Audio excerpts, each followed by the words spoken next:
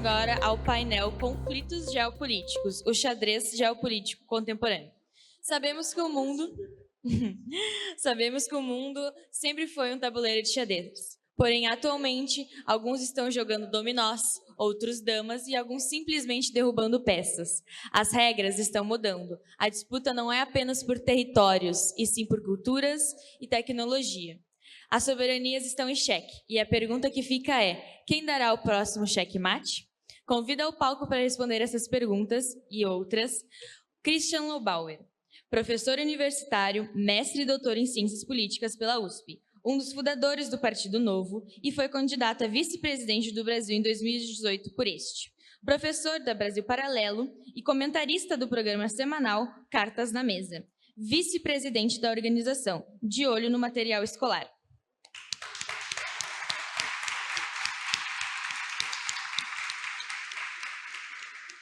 E, para acompanhá-lo, César Roedel, graduado e mestrado em Relações Internacionais. Doutor em Filosofia pela PUC. Colabora com projetos do Banco Mundial e atuou na American Chamber of Commerce for Brazil. Membro da Comissão de Relações Internacionais da OAB do Rio Grande do Sul e sócio da Roedel Inter Advisor.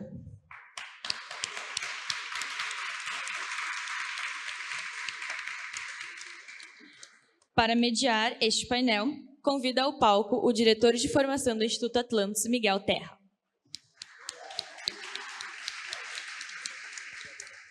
Boa tarde a todos. Muito obrigado pela presença dos participantes. Obrigado, professor Christian.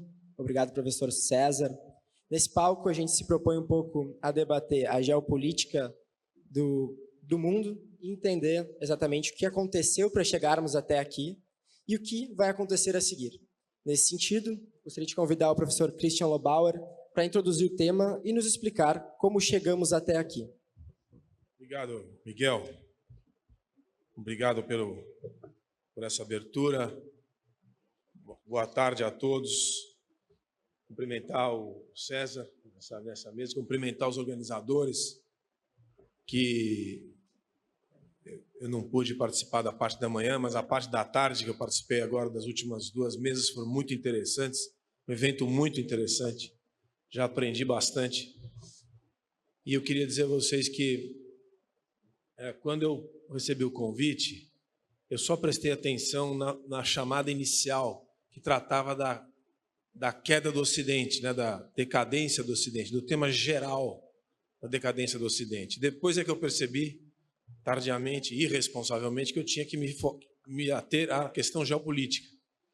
Então, eu vou me improvisar uma parte do meu comentário aqui, porque eu fiz uma espécie de uma análise bibliográfica da decadência do Ocidente. Então, eu vou gastar uma parte maior com essa análise bibliográfica e depois aplicá-la no momento contemporâneo, talvez tentar responder a pergunta em alguns minutos, evidentemente. O Ocidente está em decadência? E os Estados Unidos estão em decadência, particularmente, ou não? Então, para começar essa prosa aqui, eu queria dizer a vocês que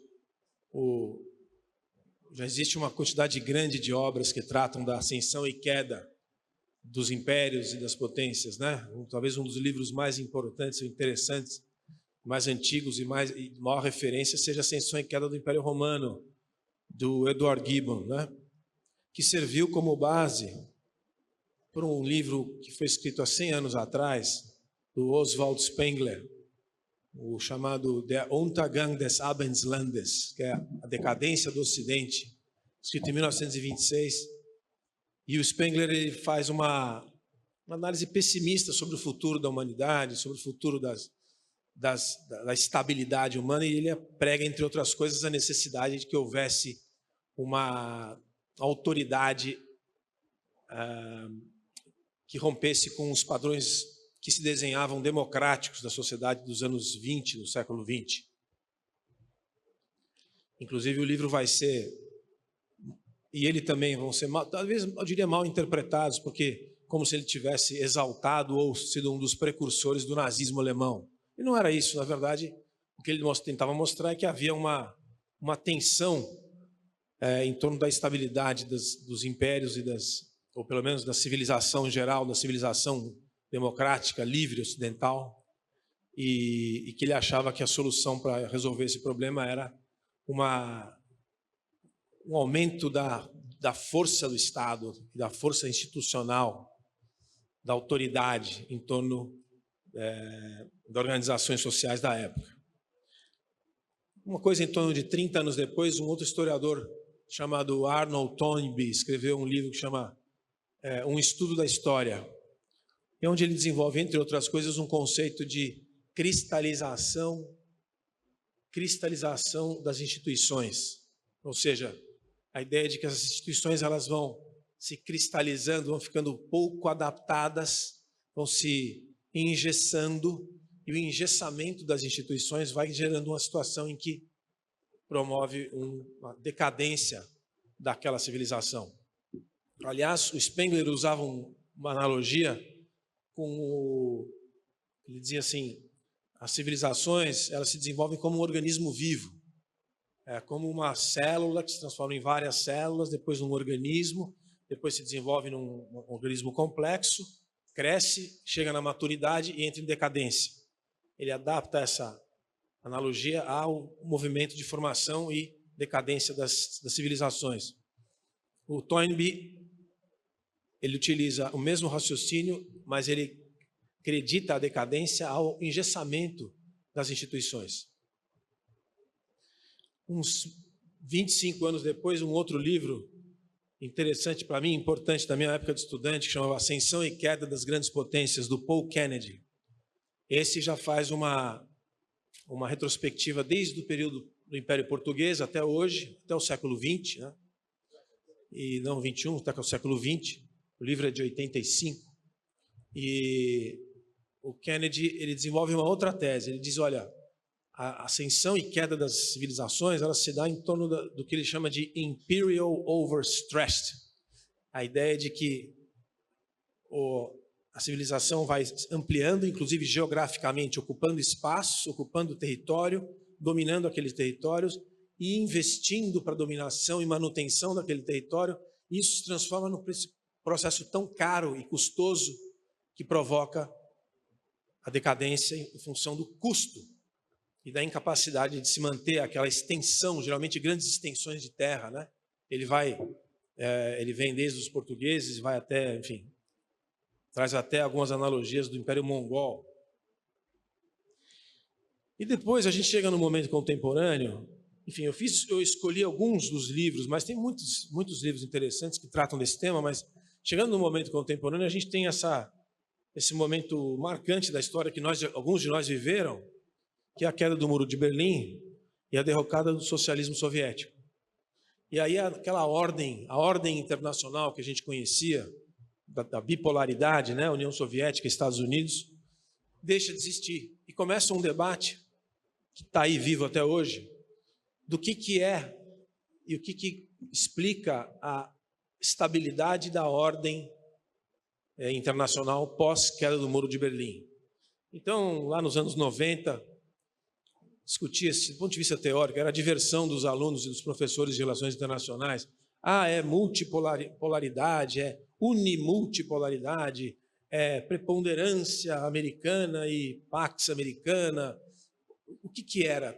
Tanto faz. O importante é que a gente tente entender e explicar a estabilidade e a manutenção da ordem e como é que as potências se mantêm fortes e por que algumas outras potências vão perdendo sua força. Nesses últimos 30 anos, um livro importantíssimo, pelo menos na época que surgiu, foi o livro do Fukuyama, né? O Fim da História e o Último Homem. O que dizia o Fukuyama? Ou que diz, porque ele está vivo, né? É que a tese caiu. Ele disse, olha,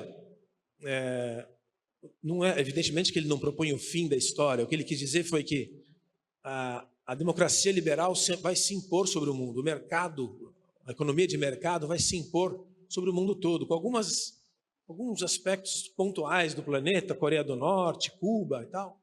O resto do mundo vai se integrar em torno de cadeias produtivas globais e de economia de mercado e a democracia liberal vai se impor em boa parte do mundo. Isso seria o fim da história. Só que aí veio o 11 de setembro, já no nosso século, e começou um processo muito estranho, eu diria, de reversão do que seria essa Pax Americana que o Fukuyama, de alguma maneira, tentou jogar para o futuro. E hoje a gente se encontra numa situação muito curiosa de ainda presença absoluta dos Estados Unidos, o único país do mundo capaz de fazer uma intervenção em qualquer lugar do mundo hoje, uma decisão imediata do Estado-Maior americano hoje, e amanhã ele faz uma intervenção em qualquer lugar do globo. Nenhum país do mundo tem essa capacidade. Então, os americanos têm uma condição, isso do ponto de vista da segurança, mas do ponto de vista da economia, ainda que a China venha crescendo a passos largos há mais de quase 30 anos, a economia americana ainda é 50% maior do que a chinesa. Mesmo que a gente transforme o PIB chinês em paridade de compra, os dois PIBs ficam muito semelhantes ainda. Então, o que eu quero dizer com isso é que os Estados Unidos ainda têm uma posição muito preponderante no mundo, e a questão que fica são duas. O Ocidente está em decadência, e depois os americanos estão em decadência. Eu diria que dá para dividir em duas partes e dizer o seguinte.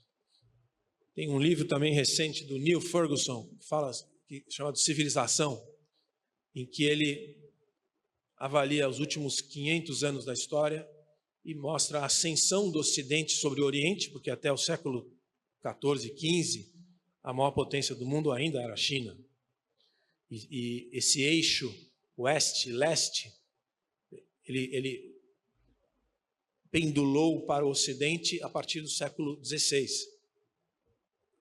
E agora ele diz, por algumas razões, entre as quais a ideia de que a queda de produtividade do Oriente, do Ocidente, média do Ocidente em relação ao Oriente, mostra uma mudança desse eixo. Esse pêndulo está voltando para o Oriente. Queda de produtividade, ponto 1. Ponto 2, a qualidade da educação e da formação das novas gerações. Que o Ocidente começou a apresentar dados inferiores à média de alguns países, principalmente do Extremo Oriente, né? A ideia de concorrência, muito interessante, que ele coloca, o Neil Ferguson. A concorrência que sempre foi a base do dinamismo, né, da competição, que gerou esse ambiente liberal americano, que é a nossa referência de prosperidade, de criação de riqueza, de inovação, começou a ser abalado por monopólios e oligopólios. E a ideia de concorrência, que nunca foi muito uma ideia atraente ou que fazia parte da cultura asiática, começou a tomar posse. Ou seja, uma série de conceitos que eram ocidentais foram incorporados pelo Oriente, e isso faz com que, segundo Ferguson, com que o Oriente se encontre na condição que está hoje. É uma mudança pendular onde a gente pode, desse ponto de vista, considerar que há uma decadência do Ocidente. Ainda assim, e essa provocação que eu trago para a nossa mesa, César, eu acho que os Estados Unidos são diferentes. Se a gente pega do ponto de vista demográfico, no futuro, vocês devem ter ouvido falar recentemente, alguns professores têm tratado desse tema com mais atenção, porque o mundo está entrando num processo de envelhecimento, né, profundo. Mas existem 6 países em que a população vai aumentar e aumentar muito. Entre eles Índia, entre eles Paquistão, Indonésia, Nigéria, e o único país grande do Ocidente, não considerando Nigéria ocidental, né, aqui nós estamos falando de um aspecto mais cultural, ser os Estados Unidos. Os Estados Unidos vai ter aumento de população. O Brasil não vai ter. Aliás, o Rio Grande do Sul, me disseram esses dias que o Rio Grande do Sul, aqui 2 anos, já tem crescimento vegetativo 0. E o Brasil, em 2030, nasce 1, morre 1. É uma coisa muito impressionante. A gente não imaginava isso há 10, 15 anos atrás, que seria tão agressiva a questão demográfica. E a questão demográfica tem relação direta com o poder e com a capacidade da civilização de se manter, de se desenvolver, de se expandir. Os americanos terão também, não só pelo crescimento vegetativo da sua população, mas também pela imigração. Apesar de ter esse debate intenso, contemporâneo, sobre redução de imigração, é um país que recebe muito imigrante e vai continuar recebendo. Então, os Estados Unidos me parecem diferentes. E aí, mais um livro interessante também, que eu esqueci de citar, mas me remete aqui à questão cultural, que é o livro do Huntington, né? O Choque das Civilizações, também dos anos 90, The Clash of Civilizations. E o Huntington diz assim, olha, os futuros conflitos entre a civilização, na civilização humana ou nas civilizações estabelecidas no mundo, será entre as culturas. Ele faz uma divisão um pouco arbitrária. Por exemplo, considerar a América Latina como uma civilização é uma coisa para nós um pouco esquisita, né? Mas o que importa é a tese. E a tese é interessante. É muito preocupada e muito focada na questão da expansão islâmica, mundo afora, principalmente na presença da cultura islâmica nos países ocidentais, França, Alemanha, Holanda, Bélgica, e também a chegada em alguns países da América Latina, e das Américas, ainda que de forma menos impactante.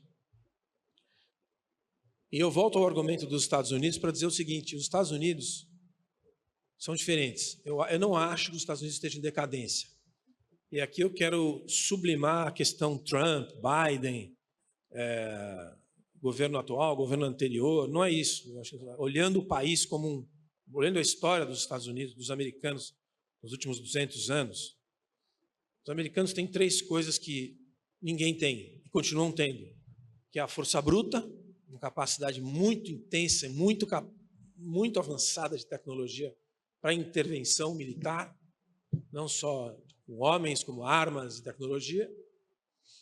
A segunda é uma capacidade impressionante de desenvolvimento de inovação. Então, os laboratórios, centros de pesquisa americanos são muito pujantes. São as empresas americanas, a pesquisa que se faz nas próprias empresas. Vejam, há 20 anos atrás, as 10 maiores empresas do mundo, 4 eram americanas. Hoje são 9. Todas essas do ambiente da tecnologia. 9 entre 10 empresas maiores do mundo são americanas. Então, os americanos são o que aquela elite de inovação faz. Tudo que a gente tem de inovação, que a gente está com o celular na mão aí, quem inventou isso foram os americanos, não foram os chineses, nem os japoneses, nem os coreanos. Depois eles aperfeiçoam, né? Foi assim que os japoneses se transformaram no Japão que a gente conhece hoje, aperfeiçoando tudo que os americanos já tinham feito. E eu tenho a impressão que ainda durante um bom tempo os americanos serão os inovadores, os criadores das coisas novas, né? Ainda que a gente possa considerar, e eu já parto para as conclusões, que os chineses estão entrando nessa onda. Anteontem, 3 dias atrás, eu li uma matéria muito interessante sobre o centro de pesquisa da Huawei. Huawei, né, que se pronuncia? Huawei. Acabaram de inaugurar, é um texto do Friedman, um texto do Friedman no New York Times. Acabaram de inaugurar um centro de pesquisa do tamanho de 250 campos de futebol. Acho que são 118 prédios, com 35 mil cientistas desenvolvendo inovação. Aí a gente já pode, então, começar a pensar que talvez os chineses estejam chegando perto dos americanos, nesse quesito. Mas tem mais um quesito que os americanos têm, que eu não vejo em outros países, que é o senso de justiça. Isso é uma coisa muito poderosa. Está aqui o Ricardo Gomes, que é um estudioso dos Estados Unidos, da cultura americana, das instituições americanas. Nunca conversei com ele sobre isso, mas um dia eu vou querer ouvir dele também. O senso de justiça é uma coisa que está dentro do americano, mesmo do imigrante que chega de primeira geração. Quando ele chega nos Estados Unidos, ele recebe uma carga de informação e eu diria que é uma coisa subjetiva, de sentimento, de pertencer àquela sociedade onde você... A história do sonho americano, do destino manifesto, de aqui você pode o que você quiser, o que você sonhar, você vai lograr. junto com uma ética do trabalho também, muito, muito particular que os americanos têm. E isso, eu acho que são essas características, então, a força bruta, o senso de justiça e a inovação, não me apontam, na minha modesta avaliação, não apontam para uma decadência dos Estados Unidos. Eu acho que existe uma relativa decadência do Ocidente quando a gente olha para a União Europeia, quando a gente olha para a América Latina. A América Latina é complicado, o Brasil é complicado mesmo. É uma decadência, sim, do ponto de vista da ética do trabalho, do ponto de vista da autoestima das suas populações e tal, do investimento que se fez no melhoramento das novas gerações para o conhecimento e tal. Mas os Estados Unidos não acho que é igual. Então, considerando isso, e considerando que eles são quase ainda 25% do PIB mundial, vou encerrar. Eu acho que a decadência do Ocidente não se aplica aos americanos. E aí depois a gente pode, se for o caso, aplicar essas ideias do ponto de vista geopolítico, Taiwan, Ucrânia, Essequibo, onde a gente quiser, como é que os americanos se posicionam hoje e se posicionariam para explicar o mundo contemporâneo. Desculpa se eu me estendi demais aí, obrigado pela oportunidade. Tchau. O professor César agora vai falar conosco sobre isso que o Christian nos introduziu, essa questão mais atuais, Ucrânia, Essequibo, todo o contexto das guerras, trazer seu conhecimento sobre geopolítica. Então, com a palavra, César. Obrigado a todos. Prazer estar aqui neste evento do Atlantos. Gostaria de agradecer todas as autoridades aqui presentes, amigos, que o nosso ex-prefeito Ricardo Gomes, grande amigo, Tiago Albrecht, também representando o Legislativo, nosso amigo Sondermann, os maiores especialistas em Winston Churchill, e também a presença do professor Christian Lohbach, né, que fez uma exposição muito interessante sobre esta ideia de decadência do Ocidente, que há uma farta literatura sobre esse tema e certamente contribui muito para esse debate. Nós temos aqui no Atlantos jovens que defendem a liberdade. Na fundação dos Estados Unidos como um país democrático e com os pais fundadores, nós tínhamos homens sábios que defendiam o valor da liberdade. E aqui no Brasil nós temos uma coisa que me parece diferente. Nós temos jovens que defendem o valor da liberdade, enquanto aqueles que deveriam ser sábios pelas posições que ocupam não defendem a liberdade. Então, parabéns a todos vocês, jovens, que estão fazendo esta defesa inerradável da liberdade de expressão. Parabéns.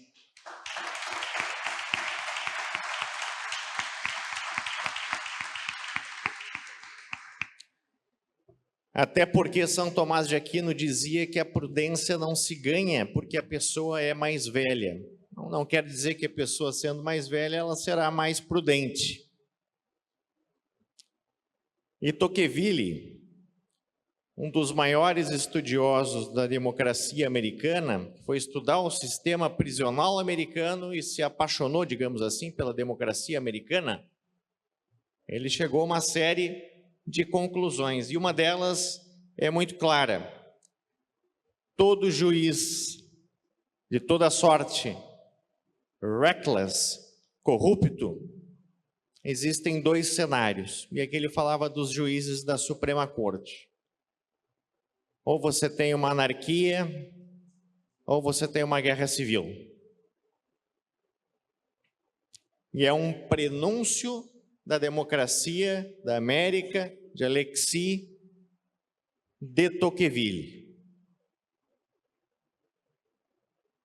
E aqui, claro, ele falava que era uma guerra civil de verdade. Não falava, evidentemente, de pintar uma estátua com um batom, que é uma coisa completamente distinta.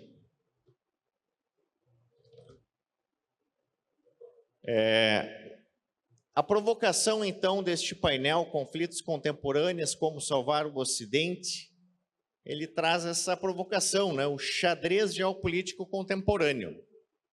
E aqui eu me lembro de um livro que talvez muitos de vocês já tenham lido, que é o Diplomacy, do Henry Kissinger, que foi aquele grande arquiteto, digamos assim, da política externa americana, da política externa triangular americana, desenvolveu um processo nesse sentido, e ele dizia o seguinte: os Estados Unidos, em tabuleiros geopolíticos, joga o xadrez, ele visa o checkmate. E a China, ele joga um outro jogo que eles chamam de Weiqi, que são as pecinhas circundantes que eles vão colocando no tabuleiro. Mas não quer dizer que isso seja uma vantagem para a China. E essa é a conclusão que eu vou chegar justamente dessa apresentação que eu estou fazendo aqui para os senhores. É preciso lembrar que a crise da modernidade é uma crise da filosofia política. E aqui há um ensaio, talvez um dos mais interessantes para se entender, compreender a política moderna, que é um ensaio de Lewis Strauss, As Três Ondas da Modernidade. As três ondas da modernidade, que na sua visão seriam, a primeira delas, o liberalismo, o socialismo e o fascismo. E ele resume mais ou menos o seguinte: nesta primeira onda da modernidade, o liberalismo, há uma tentativa de se dominar a natureza. Na segunda onda da modernidade, que é o socialismo, há uma tentativa de se dominar o homem. E a terceira onda, o fascismo, há uma tentativa de se dominar tanto a natureza quanto o homem. E as guerras que nós observamos odiernamente, elas representam justamente as cosmovisões relacionadas a cada uma dessas abordagens. Isso é importante dizer. Visto que o liberalismo, como uma onda da contemporaneidade, da modernidade, é a busca ou domínio da natureza e da exploração econômica para interesses, diferentemente das outras ondas, digamos assim, da modernidade, que visam domesticar o homem e não a natureza, ou que visam domesticar o homem e a natureza, que é o caso do fascismo. Então, quando nós olhamos as guerras de hoje, os conflitos contemporâneos, eles ainda são cruzamentos dessas ideias e dessas cosmovisões.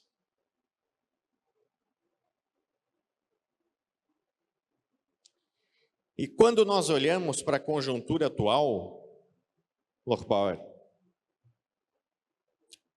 nós identificamos um sério problema. Nós tivemos, nas últimas décadas, o que nós podemos chamar de um déficit de lideranças ocidentais capazes de lidar com a realpolitik, ou com hard politics, ou com as questões que realmente importam. E isso trouxe um revés significativo para o Ocidente. Basta lembrarmos, nós tínhamos ali o Biden, né?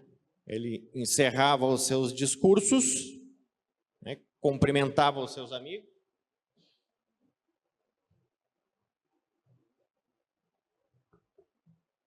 ou seja, simbolicamente a representação de um homem fraco. Nós tínhamos o Justin Trudeau, que nos seus discursos, em grande parte, chorava. Nós tínhamos na Alemanha o Scholz, que no início da guerra da Ucrânia queria mandar só capacetes para os ucranianos. Nós temos também o Macron, que estava brincando de imitar a Angela Merkel. Bom, o coronel Putin, olhando para tudo isso, chegou à seguinte conclusão: é o momento de atacarmos. E foi justamente o que ele fez. Dentro da conjuntura atual, nós temos também a completa falência do sistema multilateral. Só do fato de imaginarmos que uma agência das Nações Unidas auxiliou terroristas do Hamas a invadirem Israel, o que nós podemos pensar desse sistema multilateral vigente, com um Conselho de Segurança completamente ultrapassado, com poder de veto, onde nenhuma questão, evidentemente, vai passar. E essa é uma das características essenciais do realismo. É a anarquia. Você não tem um poder de coerção universal. Ele é um sistema também hierárquico. Manda quem pode e obedece quem tem juízo. E oligopolístico, que é para apenas alguns países, né? Esse é o resultado do realismo. Então, quando nós olhamos hoje para Trump, nós poderíamos dizer que o Trump é um realista transacional. Muita gente acha, não, porque é uma cabeça confusa, ele não tem uma doutrina, ele fala o que pensa. Mas, basicamente, se formos analisar, a doutrina Trump é o seguinte: é o que eu posso fazer pela segurança dos Estados Unidos e, ao mesmo tempo, fazendo um bom negócio com uma boa garantia. Ponto. Essa é a visão de Donald Trump. Então, quando ele olha para o Canal do Panamá, é essa visão que ele tem. Levando-se em consideração que hoje a China possui zonas portuárias, tanto na entrada como na saída do canal. Se a China pinça o Canal do Panamá, ela isola 70% da frota marítima militar americana em um cenário de eventual guerra. Então, uma preocupação de segurança significativa. E aí entra a questão também das tarifas, entra a questão das tarifas que são cobradas dos navios americanos. Então, ele resolve dois problemas ao mesmo tempo. A Groenlândia, a possibilidade de abertura ali de pelo menos 3 vias ou rotas marítimas de grande importância para a circulação comercial. E também a exploração de terras raras, que são insumos indispensáveis para a corrida tecnológica, para se fazer veículos elétricos e até mísseis balísticos intercontinentais. Então, ele vê a Groenlândia dessa forma. O acordo que tenta se fazer com a Ucrânia também, no mesmo sentido, utilização das terras raras para isso. E aí surge também, se alguém puder me alcançar a água ali, surge também a questão do tarifaço, né, que a mídia está divulgando essa questão do tarifaço. E aqui é importante dizer uma coisa. Nós mensuramos o nível de protecionismo de um país pela alíquota média de importação. Nós pegamos todos os produtos que um país importa, oferimos uma alíquota média de importação. Quanto mais alta essa alíquota, mais protecionista o país é. Brasil, 12%. Estados Unidos, 2%. Países latino-americanos, 4 a 5%. Europa, 3%. Portanto, o Brasil é um dos países, juntamente com a Índia e com a China, um dos maiores protecionistas. E mesmo assim adotam esse discurso de que o Trump é o bandido e nós somos os mocinhos e nós vamos retaliar. E não vão negociar de forma inteligente, diplomaticamente, o que realmente deve fazer, né, com cada produto. E isso pode trazer, evidentemente, um caos ainda maior. Outra questão que surge também no bojo desses conflitos internacionais é o BRICS. E o BRICS, hoje, na verdade, é um Foro de São Paulo 2.0. É um Foro de São Paulo 2.0 porque ele é muito mais sofisticado. Ele tem um banco, ele tem grandes potências. Não é só reunir um monte de guerrilheiro lá na América Latina. Claro que isso é um problema grave também. Mas o BRICS hoje é justamente esse Foro de São Paulo 2.0 que ameaça, ou tenta pelo menos esculhambar com a ideia de Ocidente. E aqui eu acho que eu já devo ir para o encerramento, é isso? Desculpe se eu passei do tempo. Mas a minha conclusão é parecida com a do Christian. Por mais que nós tenhamos uma ordem liberal relativamente capenga em algumas questões, ela ainda permanece de pé. Por quê? Porque os Estados Unidos, meus amigos, têm um PIB de 28 trilhões de dólares. Isso é mais que o PIB da China e da Rússia juntos. Essa é a questão econômica. E os Estados Unidos é a única superpotência militar, e aqui o conceito de superpotência militar, como lembrou o Christian, é aquela que pode atuar em diferentes teatros geopolíticos ao mesmo tempo. A China ainda não consegue, por mais que já esteja fazendo uma projeção militar. E agora a próxima briga, se vocês estão vendo as tarifas, a próxima briga gigante e com impacto maior ainda, vai ser em relação aos navios chineses. A China tem construído nessas últimas décadas navios desobedecendo, evidentemente, todas as regras de mercado, utilizando aço com preço abaixo de mercado, empréstimos políticos e etc. Para você ter ideia, os Estados Unidos têm 80 navios containers em serviço nesse momento comerciais, a China 5.500, construídos de forma desleal, não obedecendo qualquer tipo de regra de mercado ou de transparência. Isso é justo?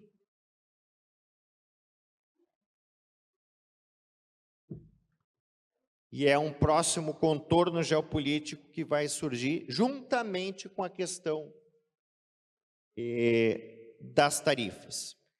Então, encerro dizendo de forma otimista, sim, o Ocidente ainda está de pé, tem muito que melhorar. Enquanto a China saiu comprando o mundo inteiro, nós ficamos brincando de todes e de outras coisas mais. Perdemos tempo com Biden, 4 anos jogados no lixo, uma política externa desastrosa. Quizá possamos recuperar isso, colocar o Ocidente de pé e dar uma resposta à altura, garantindo toda a nossa liberdade. Muito obrigado. Queria dizer que não tem tempo para pergunta, mas vou mudar um pouco o roteiro aqui dos painéis. A gente vai abrir para uma pergunta. Vou pedir para a Maria Eduarda rodar o microfone para a gente. Muito obrigado, Christian. Muito obrigado, César, pela exposição. Imagino que a gente tenha diversos outros temas ainda para conversar, mas infelizmente só temos tempo para uma pergunta. Duda, puder fazer a gentileza de entregar o microfone? Eu tenho uma pergunta. Eu poderia ir para um caminho de uma pergunta mais da análise de conjuntura do sistema internacional, mas eu queria partir para uma pergunta conceitual. Eu há muitos anos acompanho o Atlantis, há muitos anos venho nesse evento, E já peguei várias tendências, porque, lógico, né, a gente está no espaço público e tendências, categorias surgem e entram em baixa, enfim. E é interessante chegar aqui no ano de 2025 e o Atlantos fazer esse tipo de evento, né? Como salvar o Ocidente, ou ainda sugerindo que aqui a proposta de discussão de que há uma queda do Ocidente. Isso quer dizer que a questão da queda do Ocidente extrapolou o ambiente acadêmico, que a gente discute isso há décadas, e está no espaço público. E, inclusive, vejo que está no espaço público em diferentes, vamos dizer assim, em diferentes lugares desse espectro de esquerda e direita, levantando diferentes teses também do porquê que o Ocidente está em declínio e também diferentes posições, se o Ocidente deve ser aniquilado como projeto político ou ele deve ser salvado, né? salvo como projeto político. Pois bem, e aí a minha pergunta é, olhando para o espectro não de esquerda, e essa discussão sobre o declínio do Ocidente e as suas razões, eu vejo de um pedaço desse espectro não de esquerda a culpabilização da modernidade como aquilo que levou o Ocidente a um declínio. A minha posição, não que a minha posição seja relevante aqui, mas mais para ponderar se eu quero saber se vocês vão para esse caminho ou não de maneira pessoal, mas por causa da discussão da palavra modernidade. Bom, eu vejo que não existiria Ocidente sem aquilo que a modernidade, falando aqui de maneira simplificada, nos concedeu.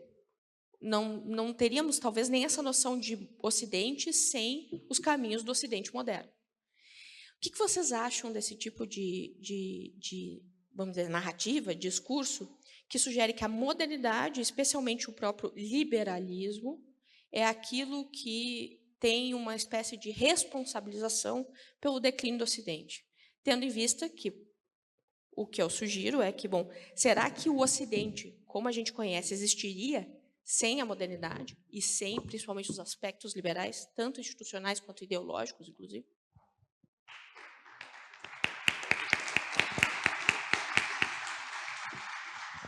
Olha, eu vou pegar o conceito de modernidade mais restrito, que modernidade é uma coisa muito ampla, pode ser incorporar muita coisa, mas eu vou chamar de modernidade o ambiente que as democracias ocidentais conseguiram estabelecer não só do ponto de vista político, com eleições periódicas, imprensa livre, liberdade, todas as liberdades estabelecidas de ir e vir, de se reunir em grupos, etc., além da modernidade, que é o acesso a bens materiais de consumo, que é viver, morar, ter proteção, ter alimento acessível e barato, né? Isso é a modernidade, isso o melhor alcance de dignidade que o ser humano pode alcançar. E você tem toda a razão. Em várias dessas análises da decadência do Ocidente, inclusive da do Spengler, uns 100 anos atrás, uma das maneiras de se acusar a decadência do Ocidente era em função desse ambiente liberal de consumo e de acesso a muita coisa e de libertinagem como consequência. Eu acho que não, eu acho que é o contrário. Eu acho que a dificuldade das democracias ocidentais de se imporem é consequência do seu sucesso. Porque mais gente quer ter mais acesso a mais coisas. E a velocidade com que as democracias ocidentais entregam não é tão grande quanto a demanda gostaria. E, portanto, aqueles que podem, porque em autocracias por aí, você não pode ir para a rua protestar qualquer coisa. Geralmente, aqueles que são das autocracias estão protestando em Londres, né? Em Paris, em Nova York. Né? Então, estão protestando sobre o quê? Protestando por terem acesso àquilo que já tem ali. Mais acesso. Portanto, a democracia ocidental liberal é um verdadeiro sucesso. Só que nessas interpretações de altos e baixos que você tem, porque você não entrega na velocidade que mais gente quer ter acesso, você tem esses recuos de crítica que acusam a democracia ocidental liberal como decadente, né? Acho que é por aí. Eu acredito nesse ensaio que eu fiz alusão do Lewis Strauss, justamente a superação da sociedade, digamos assim, para os modelos modernos de sociedade, está baseado no seguinte princípio.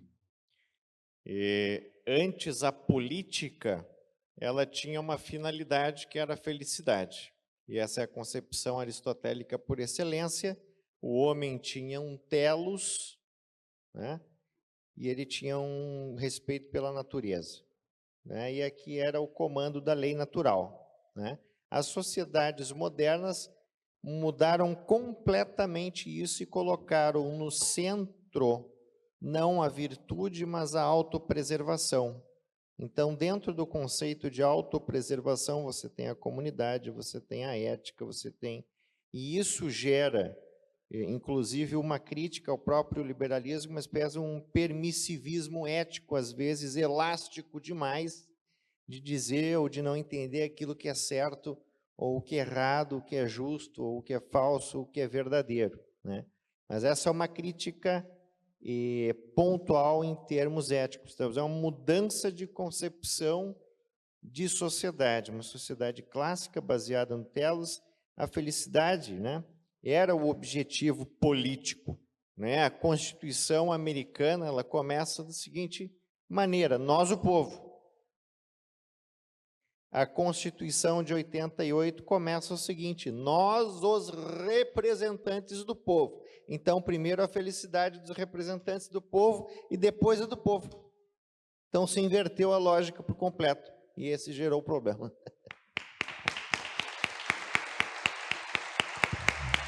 Então, agradeço ao Christian, agradeço ao César, agradeço a pergunta da Marise também, e também aos participantes, e encerro aqui a nossa apresentação. Obrigado.